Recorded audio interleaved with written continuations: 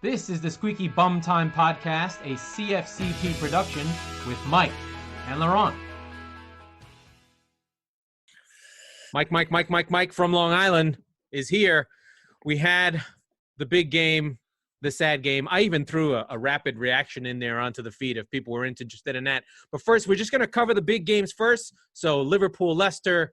We want to talk about Arteta. We want to talk about our favorite game of Villa, Brighton. And then we'll get into the results and what it means of Tottenham 2, Manchester City 0. But let's start in Anfield with Liverpool being completely dominant and destroying Leicester and just being like, they took their dick out. That was impressive. I just don't know where you can find a better coach than Jurgen Klopp right now, right? Like you like he's likable, he's handsome, his teeth are big, he's got giant. He's grotesque. He was born in a lab. Let's be very clear about that. But as far as soccer goes, or football, pardon me, he was missing his entire first team. Relatively speaking, one whole side of the team, yeah. Holy shit. Having Robbo kind of show up, Andrew Robertson, more or less a day or two before the game, we thought he was going to be out when we did the preview. That was a huge boost in the arm, and he had a phenomenal game. Yeah, I mean, it was 24 shots, 13 on target. The first half, like, what's weird is, like, I looked at the expected goals. Not that that's my thing, but it was a weird number. Like, they sort of show up on ESPN, and they put them there. It's like, 2.1, and the team scored 3, or 1.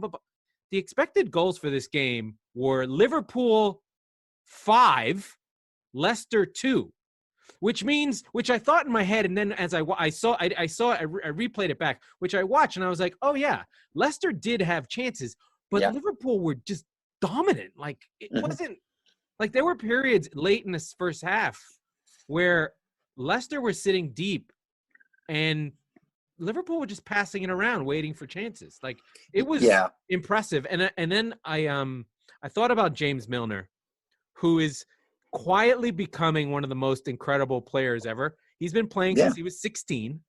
He's now 34. So can you imagine? He's in like year 17. He just comes in. Every sub he makes, no problem. Milner comes in. He plays like Trent Alexander-Arnold. Jones or Javies, whatever the young kid is, comes in. He plays like Fabinho. Fabinho drops into Van Dijk. He plays like Van Dijk. Jota takes over for Salah. He becomes Salah. It's just like, it doesn't matter. They have a system. They know where they're going to play. And all I kept thinking was, they are popping this ball around. They know where everyone's going to be. They've got this game under control. Leicester had nothing. And even then they had something. Like, they had a little bit, like, they clearly wanted to attack Milner by going down his side with the young fullback and Barnes, and they did get joy on that side, but that only happened once or twice. It was just laughable. Well, I think the main thing, and I don't want to fall victim of the fallacy of the predetermined outcome, as it were, but Harvey Barnes misses a big chance when it's only 1-0. And early, he did early, and that changes the game completely, right? You don't want to say that Leicester fight on and go into the game tied now because of that, but I wonder how many of those chances, because if you're playing a team like Liverpool and you're planning to absorb the pressure to some degree and hit them on the bounce, just like you've done as Leicester City for 5 years now, the difference about Leicester City and what's made them successful over that span is that they've been lethal, very clinical on the counter, and they haven't missed their chances. And this is just a game where the bounces didn't go their way, right? Like, Harvey Barnes tried to hit that postage stamp and he missed. So that's then they couldn't get Tielemans on the ball. Johnny Evans, that own goal is like, what? It's not like you didn't know the ball was coming. Yeah, that was. What the fuck was that? The Men in Blazers said it was a great header, but just into your own net, right? Like, it was very strange. Yeah. So I mean, it was. I mean, I think we thought who they thought they were, and one of the things I thought about was Liverpool just went and said, "We're still here. Don't fuck with us." Allison is actually the key to the defense, less so Van Dijk. I said that. Yeah. And we both were kind of like, you know what? Liverpool's good, man. They held City no problem.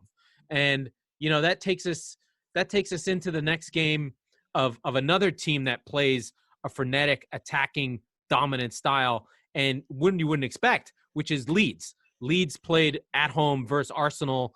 It was a dour 0-0 for the first half, but if you watched it, it was not. Leeds were on top of Arsenal again, and they created chances. They've had the same problems again.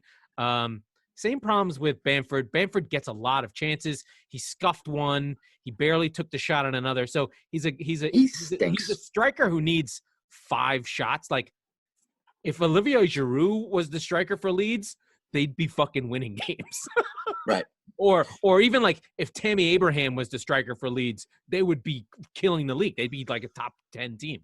Leeds United, it's interesting. I watched that game. And so we have a fantasy league, and I kind of looked. I was like, wow, Bernd Leno is probably having a great game from a fantasy perspective. Nope. Not really. He made 3 saves. They hit as many posts as he made saves, right? And it was they've probably hit the post more than any other team. They hit 3, maybe 4 posts. I'm looking at the stats now. Yeah. They took 25 shots. Only 4 of them were on target. So, yeah. He made 4 saves. That's a game, and similar to how I said about missed chances with Leicester, right? Like, my goodness, guys. Even from the last 10 minutes of the game, 80th to 90th minute, they had 3 sitters that they just sailed wide, or they hit the post. Well, I mean, this is what happens with teams that are they're not a low quality team. They're well coached. They play well together. They're just not.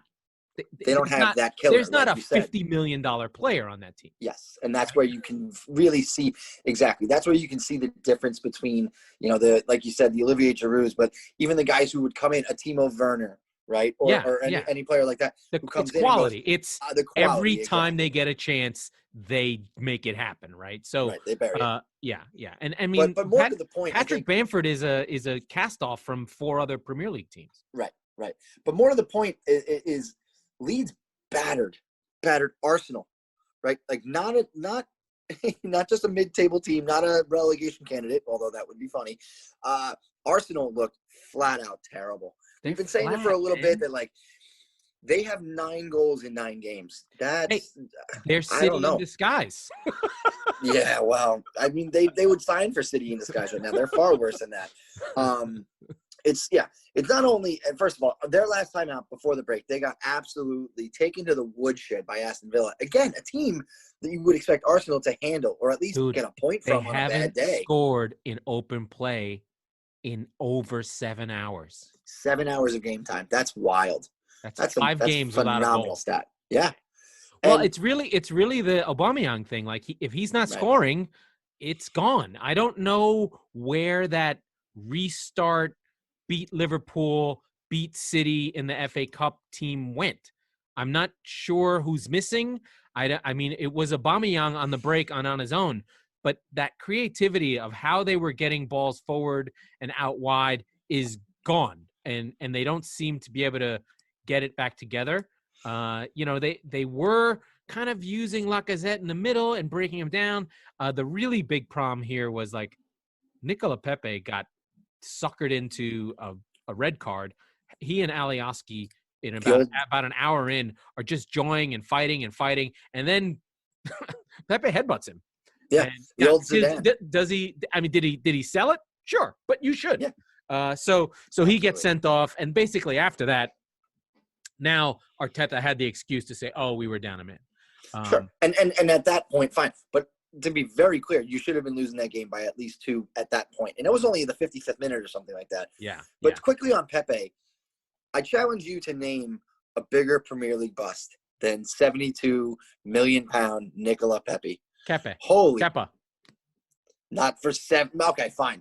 But like, that's lots. Yeah. Trust me. My team has a lot of them. Mangala. But that's the thing is that your team can afford flops like that. Yeah, this was the only major signing that they made. And again, it was a club record signing, $72 million. And he is just an absolute catastrophe. I come from a long line of club record transfer shit. Yeah, but not only that, it's their front office changed like 4 times. So it's not even a player that Arteta would have wanted. They changed the team. Mm-hmm. 3 times in the background. Between him and Ozil, you've got so much wasted money there that I find a lot of joy out of this. But so you look at Arteta's job in front of him now. They don't have talent. They're not good. No, they're like 13, 14. They're behind Let's pull it City up. somewhere. Yes, they're 12th. They're 12th on 13 points in 9 games, and they are ahead of City by 1 point, actually, as it were. Thank you. But City has a game in hand, so that's fine. But more to the point, their next 5 matches in the Premier League, they're home to Wolves. They're at Tottenham in the North London Derby, They're gonna which, lose. by the way, will be the first game that they have fans for, which will be awesome. Good. I'm happy about that. They host They're not Burnley. they're not allowed to sing, drink, or shout. Jesus Christ. We'll get to that in a little bit. So they're Wolves, Spurs, Burnley, which is never a walk in the park, Southampton, which we'll get into in a little bit, and then Everton. The next 5 games. That's not handsome. That's a tough stretch, right? And that's all in between the 29th to the December 19th, so about 20 days or so. I got to think that, I put it out there on Twitter. You said 10. How many points does Mikel Arteta need to keep his job? And I don't know. He's not going to lose his job. I don't know that. I think it depends, right? I think if there's no way he's losing his job. None. 0. That's what my first thought was that too, but I've started to see a little bit of rumblings about it, and I don't know. I don't know if they really get taken to the woodshed by Spurs, Southampton, and Everton. They beat Burnley and they draw Wolves. They get 4 points out of those 15. You're looking at going into Christmas with 17 points. You're probably close to 15th, 16th in the table. It's a bad league this year. Somebody's got to step up. Right now it looks the best teams weirdly are like West Ham and Spurs. They're like, grr, right. It's just bizarre. These defensive teams. I wonder if there's something to that. But speaking of non-defensive, fun-loving, what Arsenal wishes they were, and what the Leeds Arsenal game should have been was Aston Villa Brighton, a fun up and down game of friends from far away games from a long time ago. Danny Welbeck shows up in blue, looking weird. I'm like, who is this weird, handsome man running around? And Brighton, who had been my darling team, always a bridesmaid, never a bride, creating chances, shooting balls over the bar, getting bad VAR calls on them. For once, they are outshot, out-created, but they win. And they get a VAR turn for them. They got all the breaks. They got all the breaks. So they deserve. That's one back for Graham Potter, who a manager who I've made the manager of 7 clubs already.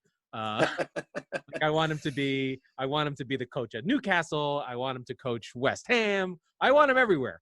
But Villa were really good for the money too. They lost. These two teams are just really fun. They really have attacking, creative, young. The game, I was telling my wife, and she was excited because she was like, "Oh my God, you're excited! What are you doing?" And I was like, "This game has spark. It feels alive. It feels fun. It feels youthful. It feels like there's joy. They're playing. They're going up and down. Guys are knocking each other over and helping each other up. It's like they were giggling. It was like a game full of giggling." It was, if you were to hide the badges and change the jersey colors, and it was a game for the neutral, right? Because realistically, anybody who's listening to this doesn't have a bone to pick with Aston Villa or Brighton. Nobody They're does. Very likable teams. They were bouncing the ball around. They were going back and forth. This game could have been 4-4, right? It could one of those fun games. Yeah. Yeah, it was a 2-1, but it was certainly a lot of fun to watch. So, I want to talk about Danny Welbeck, because one of the things that is the problem Brighton has is they can't stretch teams. So they have these kind of like clinical players who aren't athletic. But what you learn about a good player is that what Danny Welbeck is doing is he's making runs. He knows where to go. He's traditionally a shit finisher, and he missed some because he always was like that. But the reason he played for Manchester United, and the reason why he's scored one of the famous goals for Arsenal in the season they were top of the league sometime in the Leicester season. They were the only team that beat Leicester twice in 2015. Is that he gets in good places and he works. And he did that in this game. He breaks through, actually has an incredible finish, a chip after running like 40 yards. But then he misses 3 other ones. But he opens it up and lets Maupay work underneath. And that Brighton team's fun. And Solly March scored a goal. And, of course, Villa with the Spice Boys 2.0, Cash. Barkley went down with a hammy early. and Grealish didn't have an amazing game, but then my boy Watkins was in there. It was just a fun game, and I would have, and that's like a game. Just go back and watch it. It's super fucking amazing. It was a lot of fun, and the last 10 minutes got really frenetic because your boy Tariq Lamptey got sent off, and but that was in the last. And I forgot about him. My handsome super mite. He reminds me of Sean Wright Phillips when he played. Yeah, and he was like 10 years old. He tiny little it's dude. Interesting. He's because, so good. You know, Villa had their chances. They didn't take them. Kind of a theme on this show, I guess, this episode. But yeah, again, just 90 minutes of really, really enjoyable stuff, which led us into, as far as we were concerned, the game of the week, right? So here we go, folks. I can't with my fucking team. I come into this segment of the podcast a fan of the league-leading Tottenham Hotspur, and as it may sound like I'm dick measuring, and it may sound like I'm overconfident, and let me tell you, I can't stress that is further from the truth, because Laurent will sit here and tell you, and if you listen to his little rapid reaction, he will tell you that it's the same old City, and they didn't have any fight, and they weren't able to, finish their chances. Here's the thing: yeah, they were. Right? I wouldn't say it's a bullshit, because realistically, the way that the rule is written, that was a handball. In fact, you could argue that based on the letter of the law of the rule, that was good VAR play, if you will, or a good VAR intervention. I wasn't even. It wasn't even. Right. That didn't even bother me, honestly. But even before that, before the Laporte goal was chalked off, you had Toby Alderweireld and Eric Dyer just all over De Bruyne to do anything they could to knock the ball out of the net. So there was a batten down the hatches mentality to it, regardless of what the score was. City were completely bossing the game. Completely. In the first 5 minutes, yes. No, I mean, look, and the difference, again, I don't even think it was close on man of the match, was Harry Kane. It reminded me of an American football play where basically you run two wide receivers, you run one guy through the middle, and he gets the safeties in, and then the other guy kind of does a stutter step and runs through the seam where there's fucking nobody there. That's exactly what Harry Kane did. He was the decoy, if you will. Both center backs gravitated to him. They just didn't know what to do, right? Left 40 yards of space, and Tanguy Ndombele with a beautiful little dink. Oh, in the first pass, it was Ndombele. Yeah, it's the second pass that was Kane.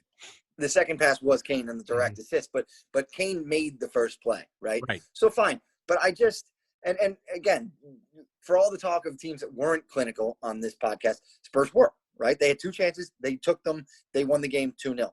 But I'm very impressed by Spurs' ability to defend as a team.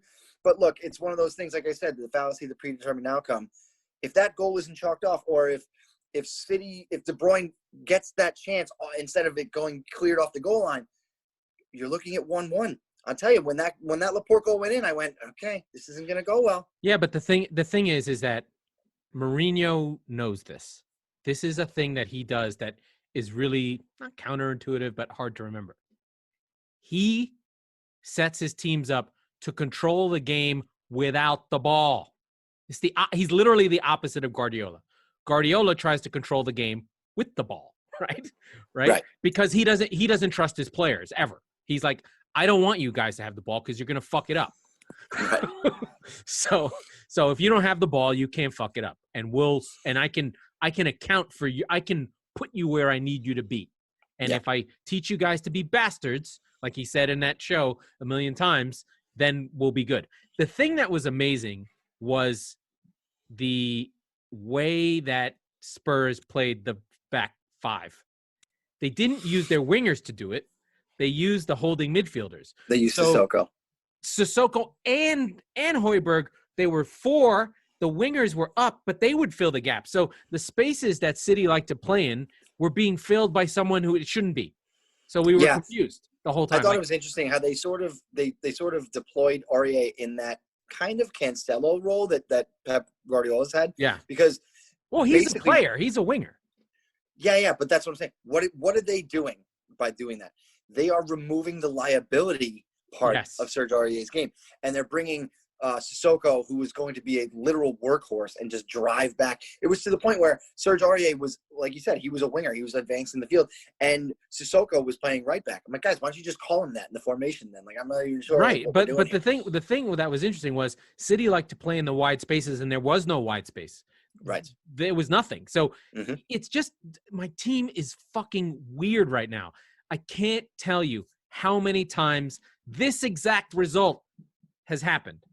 Sure. Lossing the control, not really having shots. When you watch it, it looks – the thing that's frustrating is Pep will look at the stats, and he'll say we should have won, which is – and saying we just need to do it better. Yeah. I'm like, how the fuck – how many times do Spurs have to beat – do teams have to beat City with 4 shots and 2 on goal that go in?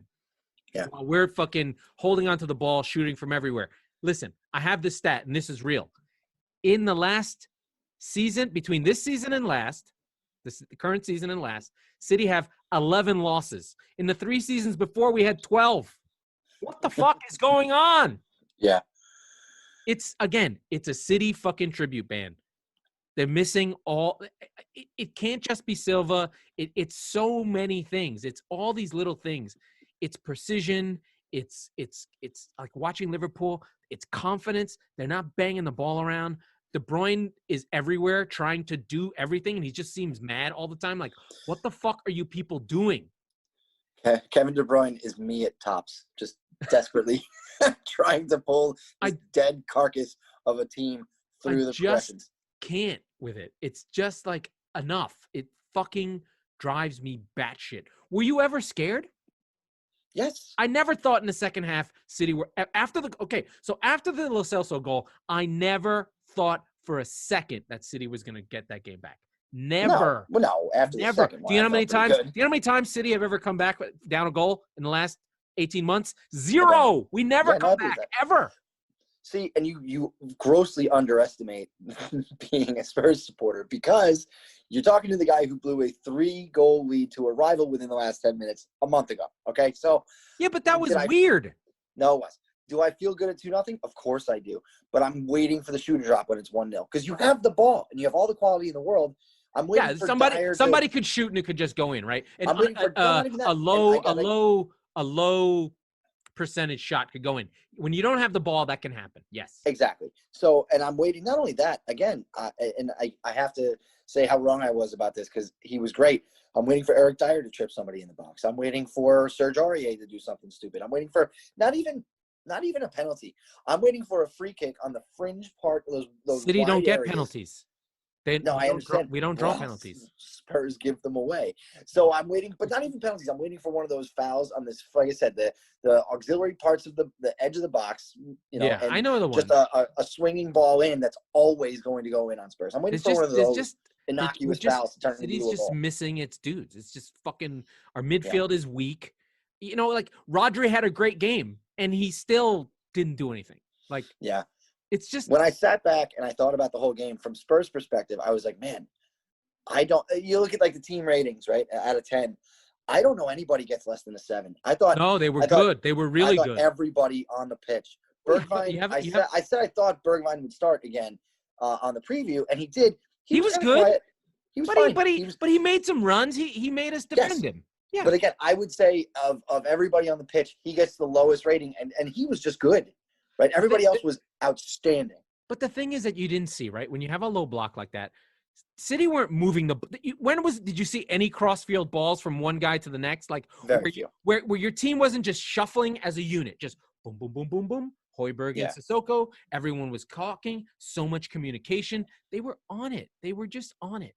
It reminds me of like a video game from the 90s, like a soccer video game, like one of the early FIFAs where you weren't controlling one player, you were controlling the whole team.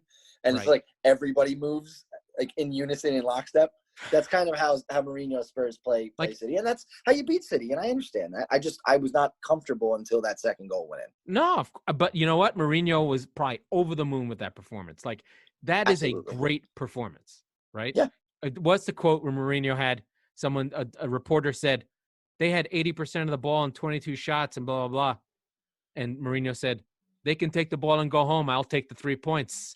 Yeah, exactly. He gives 0 fucks about that. I love it.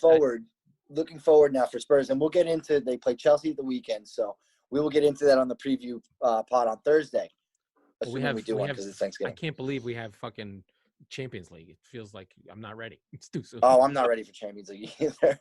But looking at this City game started a run of, like I mentioned, Arsenal's fixtures. Spurs are worse, right? So starting last Saturday, they have City, Chelsea, Arsenal right in a row. And they have to go to Austria in between Chelsea and Arsenal, by the way, in Europa League. They're home against Antwerp, who they fucking lost to, by the way. They are away to Palace. That's not too bad. And then they go to Anfield on the 16th of December. And then they host Leicester City 3 days later. So, again, City, Chelsea, Arsenal, Palace, Liverpool, Leicester. Those are 4 teams in the top 5 and your biggest rival within 30 days, 25 days. Yeah. Well, City have a couple of good, easy matches. They have two kind of tough. They've got City have Burnley, then Fulham, then Manchester Derby, which is a disaster. Then they have Southampton, away, which is tough. And then they have Newcastle, and then United away, Southampton away, Chelsea away. Ugh. Yeah, that finishes up tough. I mean, look, it's going to be hard on everybody with the Christmas period, but you got literally, okay, great, you're on the top of the table right now, and great, you just beat City. 3 of your next 4 or 5 games are against numbers 2, 3, and 4 in the table. Holy shit! Why are you afraid of Arsenal? They suck. I'm not afraid of Arsenal. What I'm saying is that that's the other game. You have 2, 3, and 4, and that's the other game. Is that it's your biggest derby of the year. Right? So it's not that I'm afraid of Arsenal. It's the same thing as West Ham. I was dreading it because it's their Super Bowl. So we're going to get whatever Arsenal has, we're going to get 100% of it, guaranteed. So it's just a really tough stretch. Like I said, he couldn't have started better. But my goodness, are we going to learn a lot more about Spurs. And the important thing, the footnote in the performance on Saturday, in the 81st minute, Toby Alderweireld pulls up lame.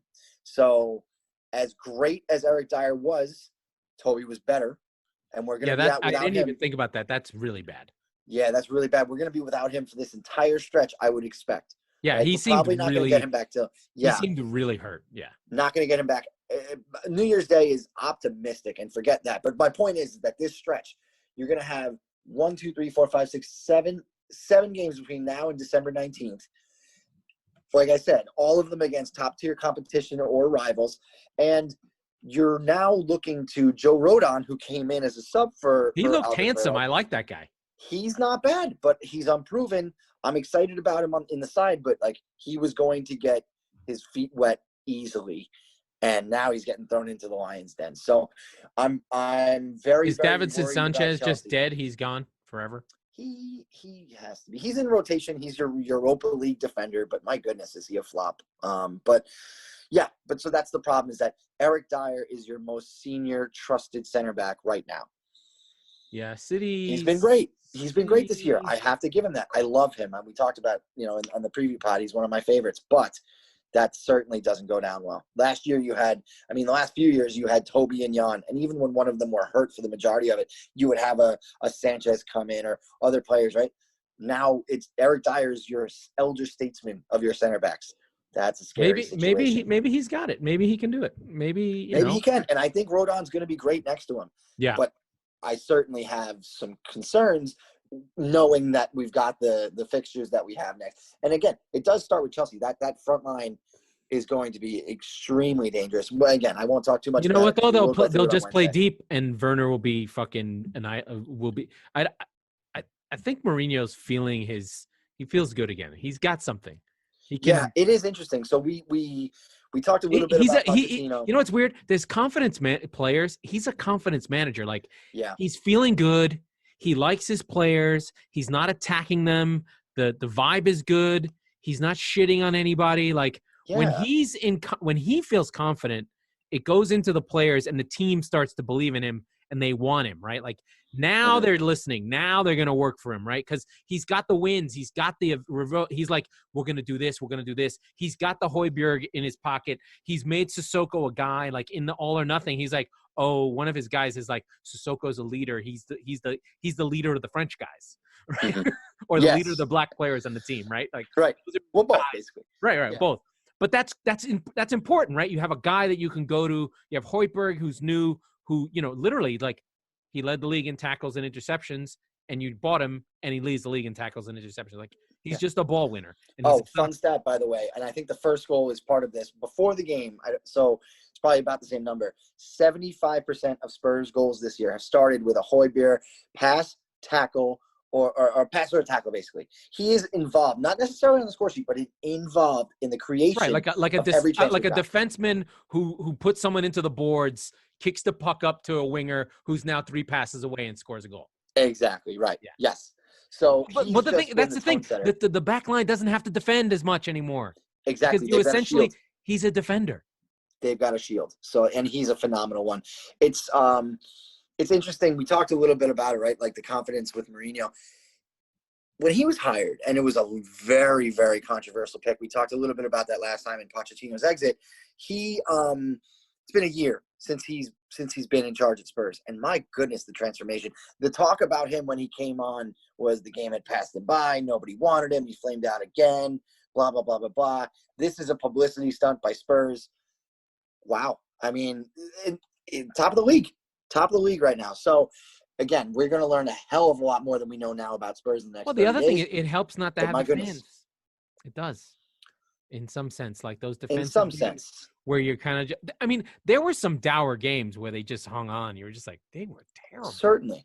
And I said this to my friend, actually, and we didn't talk about Chelsea. They beat Newcastle 2-0. It's a game you're supposed to win. And more importantly, they bossed that game. It should have been 5-0, but they got the second goal. The difference between, and I said this to my friend who's a Chelsea fan, and I hate that I think this, but the difference between Spurs and the Liverpools, the Chelseas, the Cities, even the Leicesters, if you're battering a team 1-0, you get the goal that kills the game off, and you don't get fucked by VAR in the 95th minute.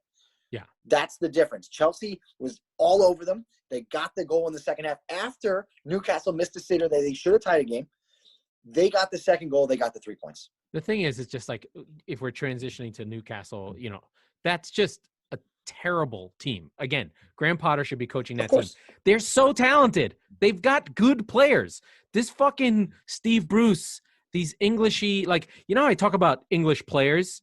The problem is the flip side is the English manager who embodies that attitude, but you don't want it. It's weird. Like, I've been posting my thing about my line. Like, I want City to have heart and more Englishness. And someone responded, Englishness, ? Which is clearly like, what, you racist? I'm like, no, there's a thing. It's not necessarily a bad or a good thing. You don't want too much Englishness because then you just play 4-4-2 and try and kick people. But you want it with your team. You need juice, right? You've got it. Like, Højbjerg has it. He's not English. I was about to say. Here's a perfect example. Right. It's a Premier League term for grit.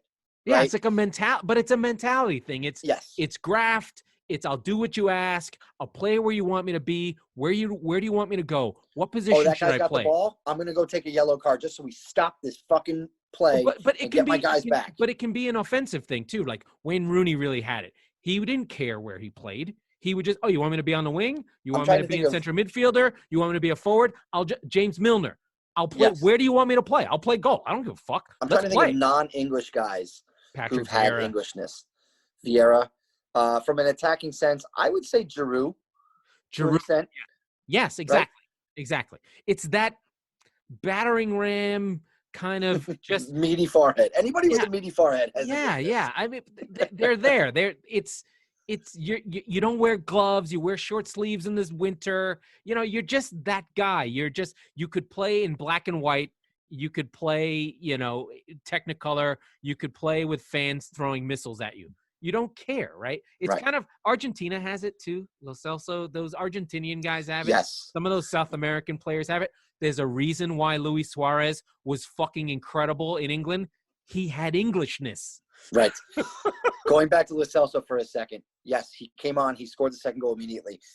Forget that for a second. The thing that I fell in love with him all over again about was the tackle he made on Sterling from behind. So the good. Slide. Oh, my so goodness. Good. That was so good. Englishness. Right? Yeah, that's what I mean. And it doesn't mean other cultures don't have it. It's just the term I use because I don't know every league in the world ever. Right.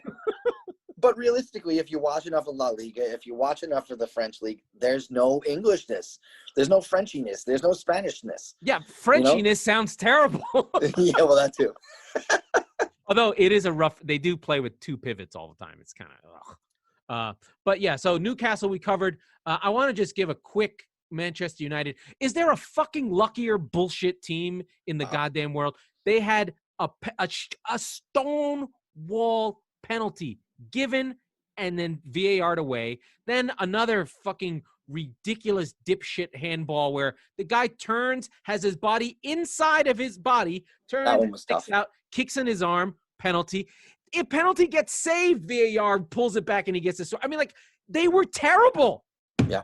I mean, if I'm West Brom, I'm just like, you know what? Fuck you. Yeah, we're taking our ball and going home. Yeah, just call the Premier League and be like, listen, I'm no conspiracy tin hat lunatic, but how many penalties does fucking United have to get before we have to think about this and go, you know, maybe they're diving. Maybe they should all get the Raheem Sterling treatment. By the way, who, if he goes in the box and goes down, he doesn't get a penalty. I mean, just ever.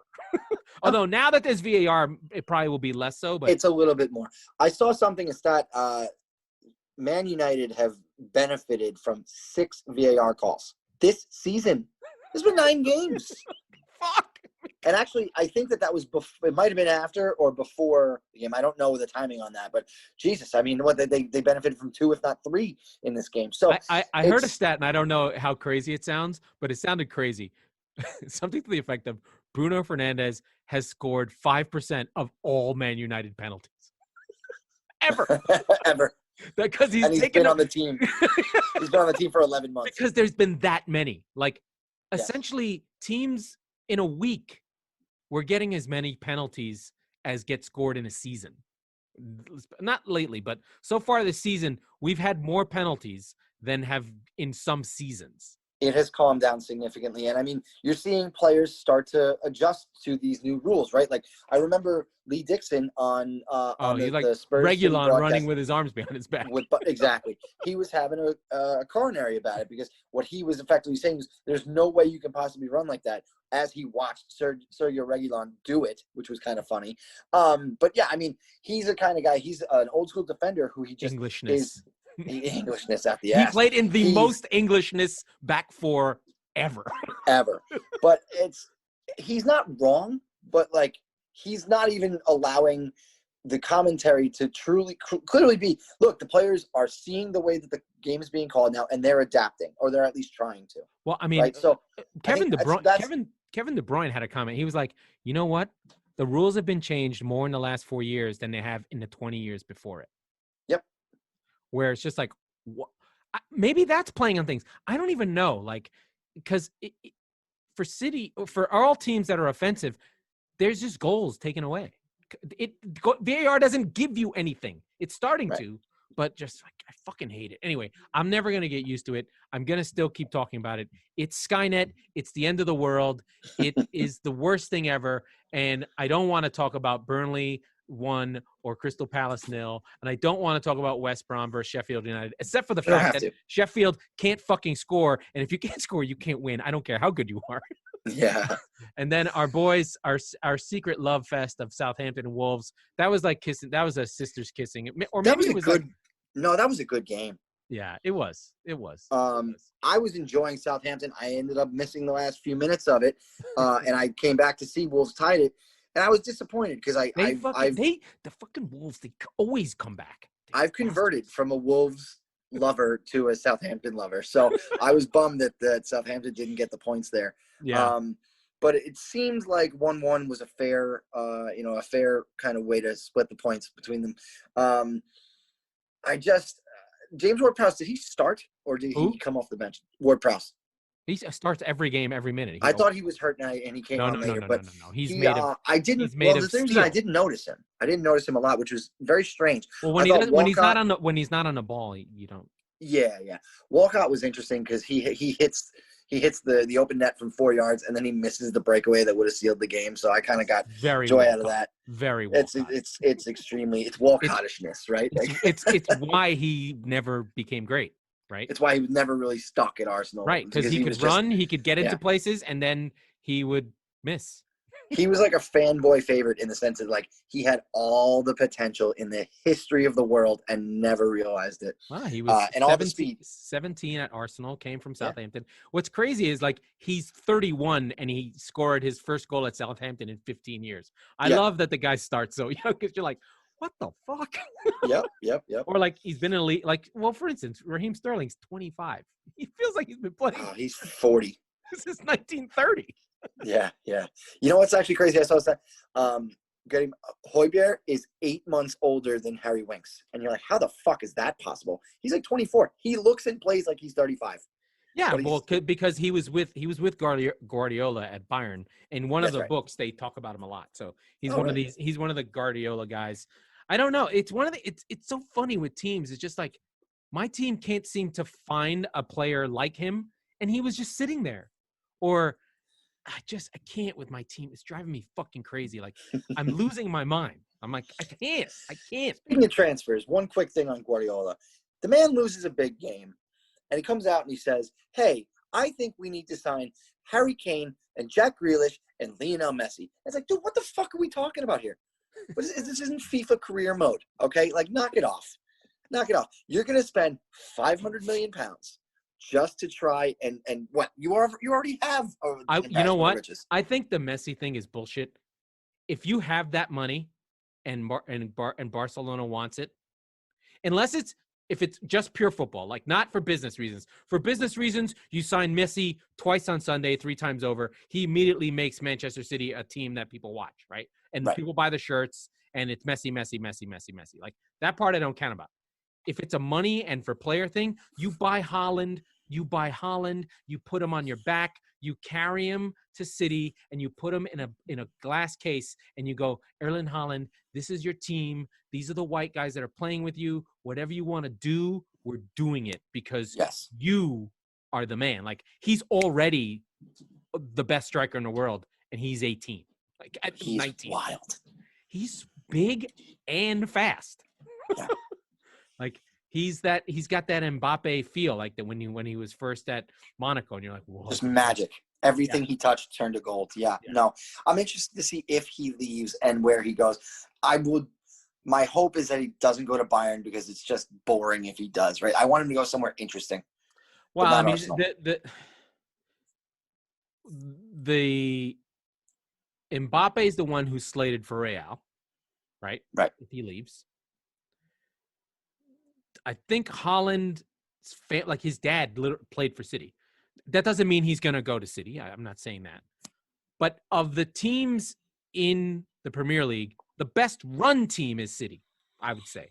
And the biggest need for a striker, too, is City. Right. The only thing that City doesn't have is the cachet, right? It's not – right.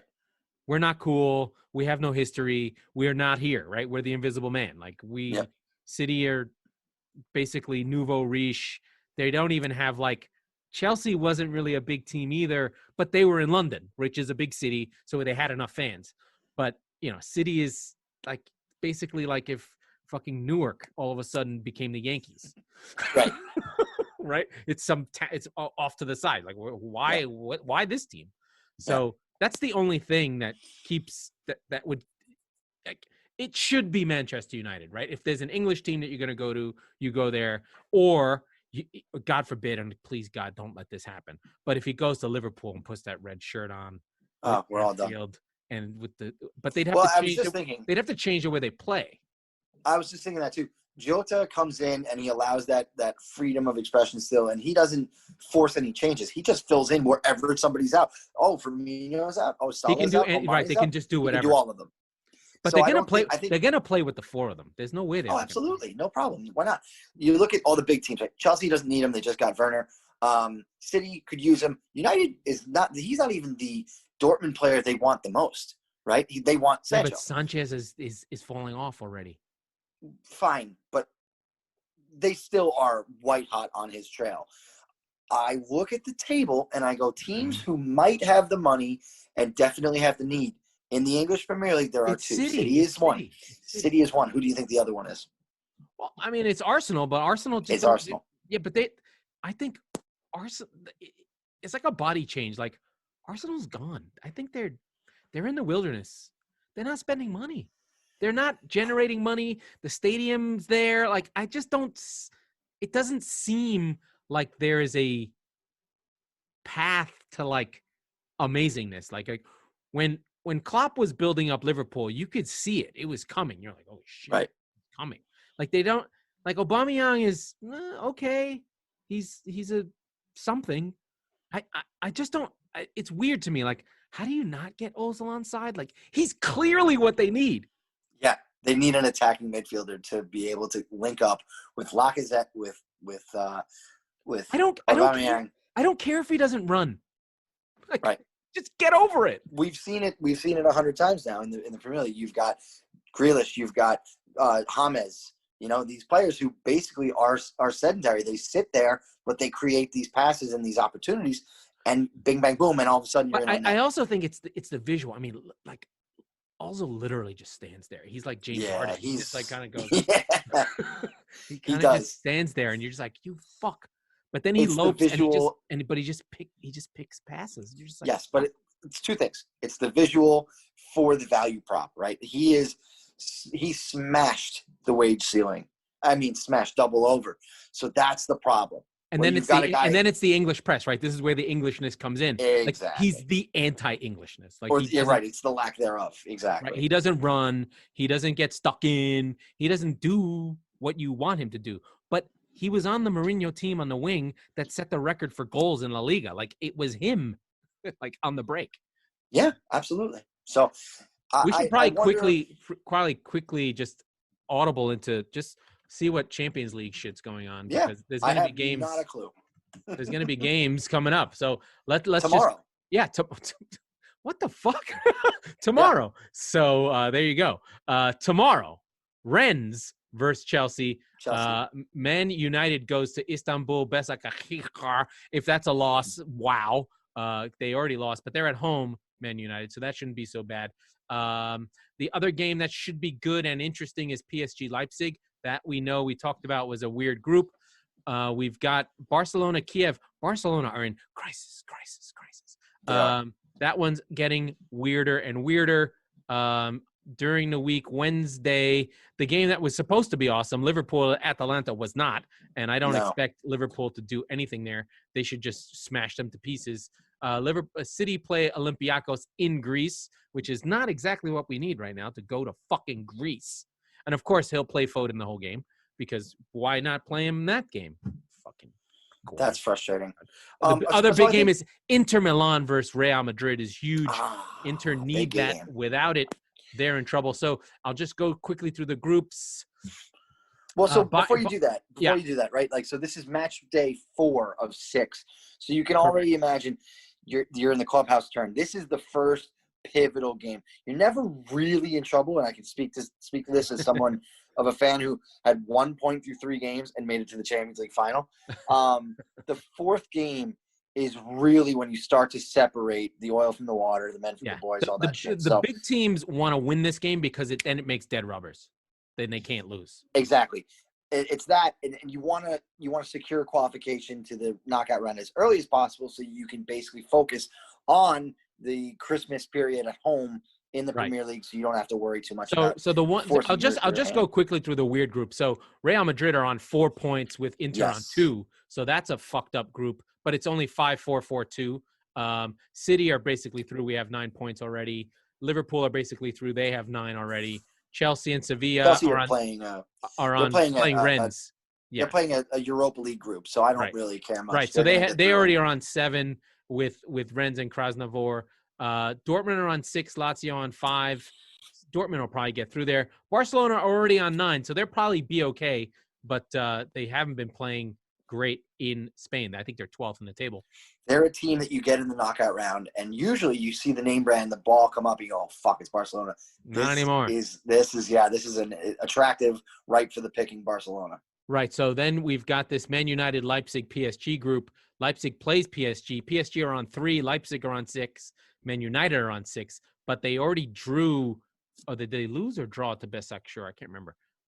I think they lost.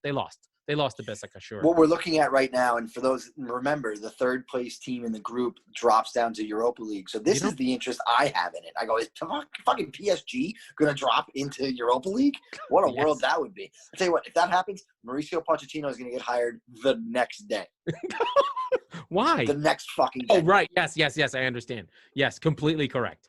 But this is sort of, like you said, the big teams are just trying to get through. My team, from my perspective, I'll watch the game. I just want City to stomp. I just want the Greeks to go away. I want to put them in the bath. I want them to send the boys to them and make them go away. But that's our week roundup. Mike, do we have anything else we want to talk about? Should we try for Thursday, or should we try and find a time? We should try for Thursday. We'll be sitting around anyway. I'm not doing anything. Yeah, no, I won't be doing much. We'll figure it out. We'll give the people what they want. But speaking of, my dog literally got up and left my bedroom because he was tired of hearing our bullshit. So I got to imagine if you're listening to this, you are too. So we'll cut it around there then. All right, Mike. Have a great Thanksgiving, and I'll speak to you on Thanksgiving. All right. You too, my friend. Talk to you then.